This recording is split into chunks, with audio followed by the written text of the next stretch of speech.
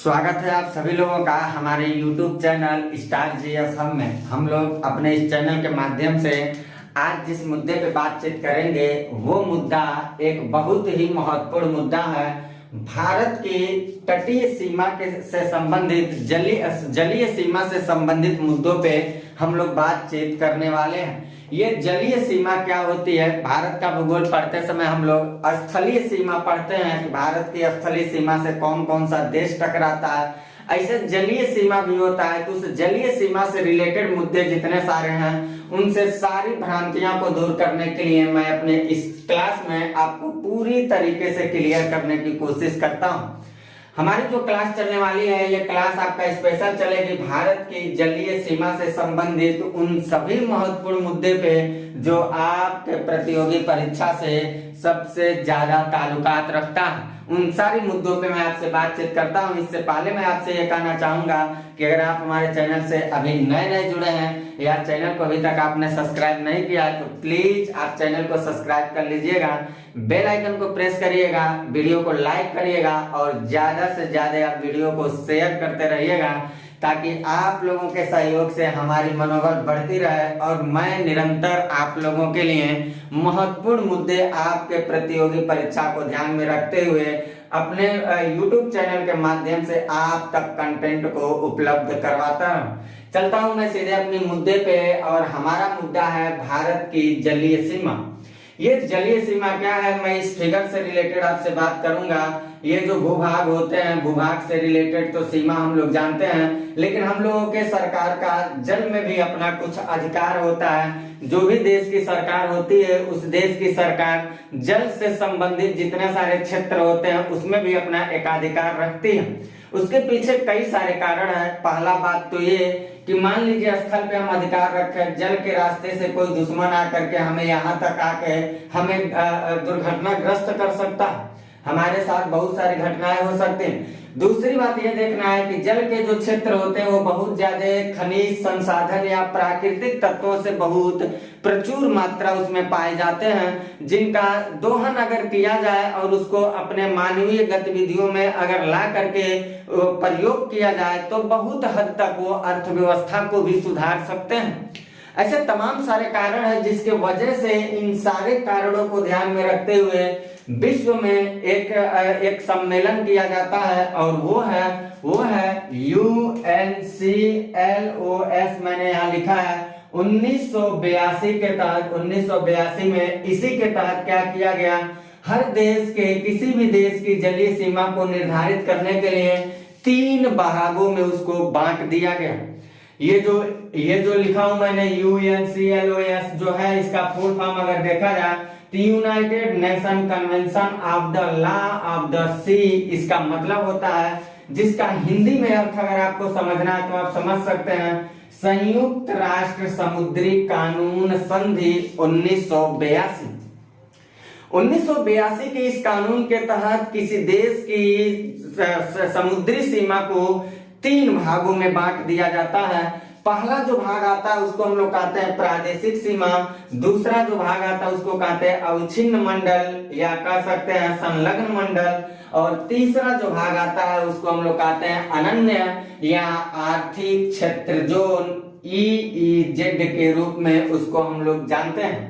क्या होता है प्रादेशिक सीमा, क्या होते हैं अवच्छिन्न मंडल या संलग्न मंडल, और क्या होते हैं अनन्य आर्थिक क्षेत्र, इस पे मैं आपको एक एक करके क्लियर करता हूं। अगर ये आपका क्लियर हो जाएगा तो आप पूरी तरीके से समुद्री सीमा को क्लियर कर सकते हैं।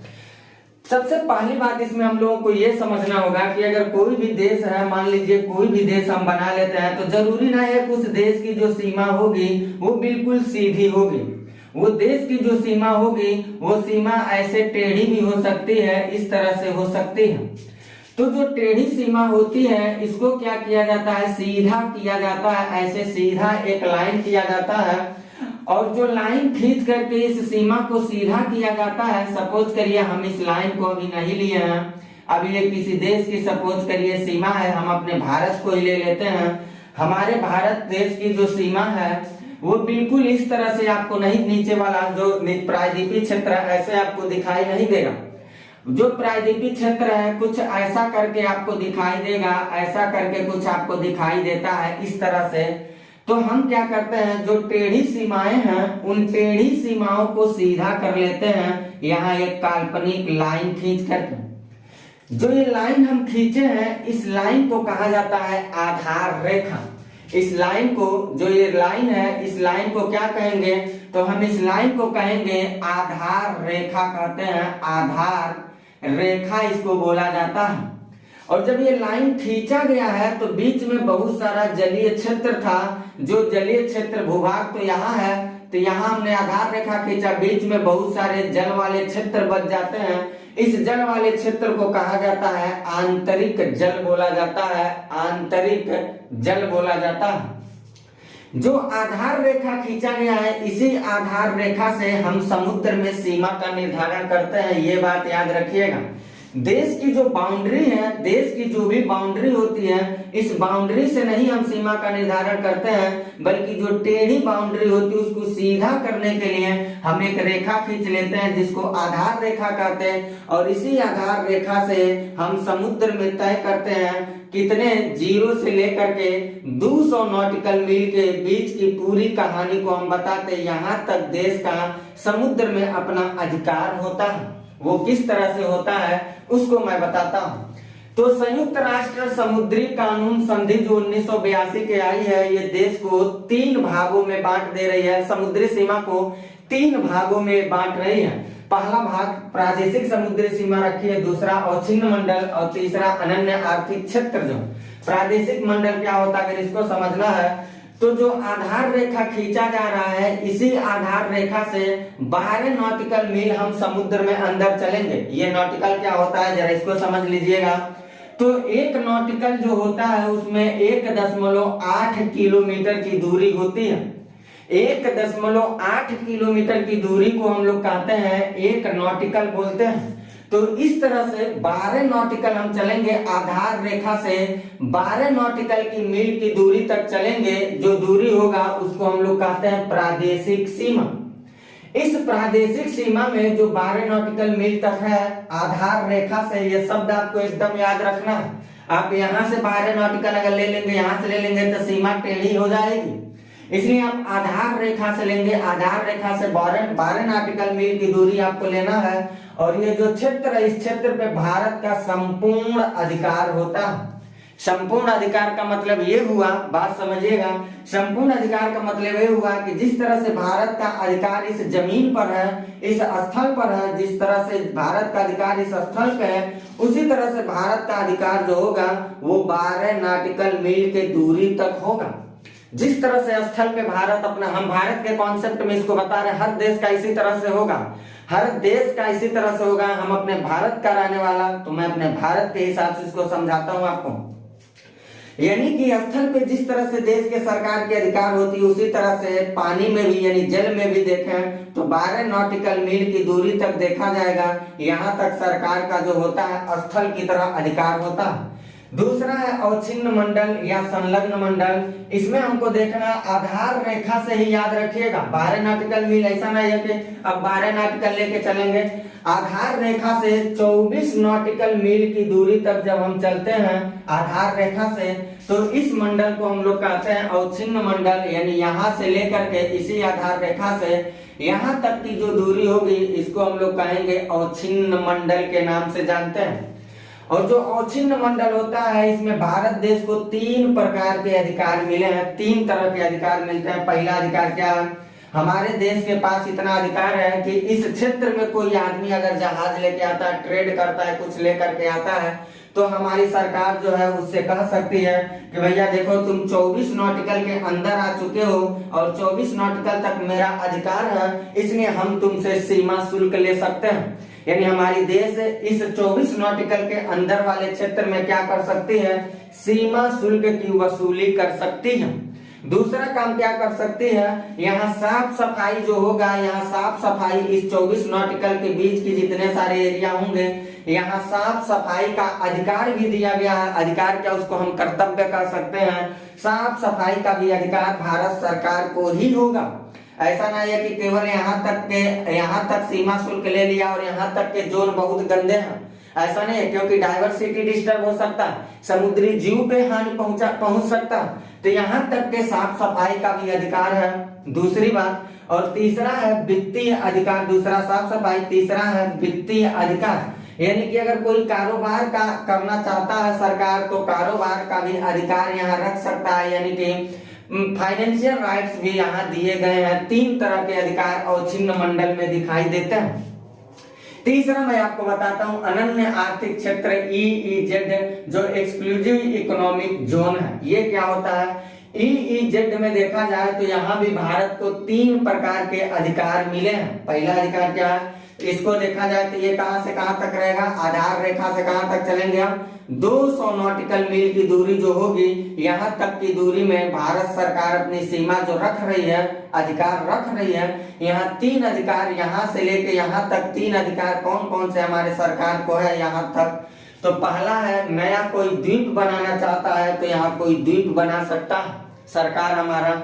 वो इसलिए क्योंकि मान लीजिए अगर हम समुद्रों में द्वीप, जैसे हर देश की सरकार बनाते, हम अपने देश की रक्षा के लिए वहां द्वीप का निर्माण कर सकते हैं। हो सकता है कि हम यहाँ अगर द्वीप का निर्माण करें, हम अपनी सेना को तैनात करेंगे और सेना को तैनात करके हम क्या करेंगे, समुद्र से कोई आ रहा है जा रहा है, इस पे निगरानी रख के हम अपने भौगोलिक क्षेत्र को बहुत अच्छे से सुव्यवस्थित रख सकते हैं। तो द्वीप का निर्माण करने का अधिकार है, हमारी सरकार कर सकती है। दूसरा बात यह है, ये याद रखिएगा, वैज्ञानिक परीक्षण इस क्षेत्र में करना चाहती है तो हमारी सरकार कर सकती है। और तीसरा यह है कि इस क्षेत्र के अंदर जितने सारे प्राकृतिक संसाधन होंगे, उस प्राकृतिक संसाधन का दोहन सरकार हमारी कर सकती है, कोई नहीं बोल सकता। उसके अंदर कोई भी खनिज, तेल, कोयला, पेट्रोलियम, जो कोई भी चीज अगर मिल रहा है, उस चीज को सरकार हमारी दोहन कर सकती है। EEZ क्षेत्र को अगर देखा जाए तो नोट में मैंने करके लिखा है, भारत का सबसे बड़ा तेल और सबसे बड़ा प्राकृतिक गैस का जो क्षेत्र देखा जाता है वो है मुंबई हाई। ये मुंबई हाई हम लोगों को मिलेगा अरब सागर में, मिलेगा अरब सागर में। और ये जो है EEZ यानी कि एक्सक्लूसिव इकोनॉमिक जोन का ही एक हिस्सा है। यानी जो मुंबई हाई हम लोगों को दिखाई देता है, ये मुंबई हाई सबसे बड़ा भारत का तेल और प्राकृतिक गैस क्षेत्र माना जाता है। और यह है कहाँ? अरब सागर के छिछले समुद्र में अवस्थित है। माना जाता है कि हमारे देश का लगभग 65% जो तेल होता है, उस 65% तेल का उत्पादन ये मुंबई हाई करता है। इतनी बात को आपको याद रखना है। इससे रिलेटेड मैं 2 बात आपको और बताता हूँ। एक बात ये बता देता हूँ, यहीं पे क्लियर कर देता हूँ। यहाँ अगर इधर हम लोग एरिया देखें, ये पूरा का पूरा जो एरिया है, इधर हम लोगों को मिलता है बंगाल की खाड़ी, बंगाल की खाड़ी मिलता है।